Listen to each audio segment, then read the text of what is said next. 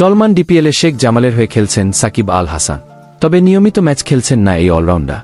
ঈদ উল ফিতর পরিবারের সঙ্গে উদযাপন করেছেন যুক্তরাষ্ট্রে। ঈদের ছুটি শেষে ডিপিএল মাঠে ফিরলেও এতদিন সাকিব ছিলেন যুক্তরাষ্ট্রে। গতকাল 2 এপ্রিল রাতে যুক্তরাষ্ট্র থেকে দেশে ফিরছেন টাইগার এই অলরাউন্ডার। আর দেশে ফিরেই সোজা গিয়েছেন নিজ এলাকা মাগুরাতে। সেখানকার নির্বাচিত সংসদ সদস্য তিনি, তাই এলাকার নেতা কর্মীদের সঙ্গে সাক্ষাৎ করেছেন সাকিব। ঢাকায় ফিরে শেখ জামালের সঙ্গে যোগ দেবেন সাকিব। আগামীকাল বিকেএসপিতে মাঠে নামার কথা রয়েছে সাকিবে। ডিপিএলে 1-2 ম্যাচ খেলে এরপর যোগ দেবেন জাতীয় দলের স্কোয়াডে। জিম্বাবুয়ের বিপক্ষে টি-20 সিরিজের প্রথম 3 ম্যাচে নেই সাকিব, তবে শেষের 2 ম্যাচে খেলবেন এই অভিজ্ঞ অলরাউন্ডার।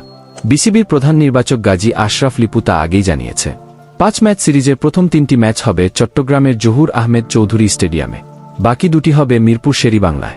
আগামী 3 মে শুরু হবে 2 দলের মাঠের লড়াই। চট্টগ্রামে বাকি 2 ম্যাচ হবে 5 ও 7 মে। মিরপুরে সিরিজের শেষ 2 টি-20 হবে 10 ও 12 মে।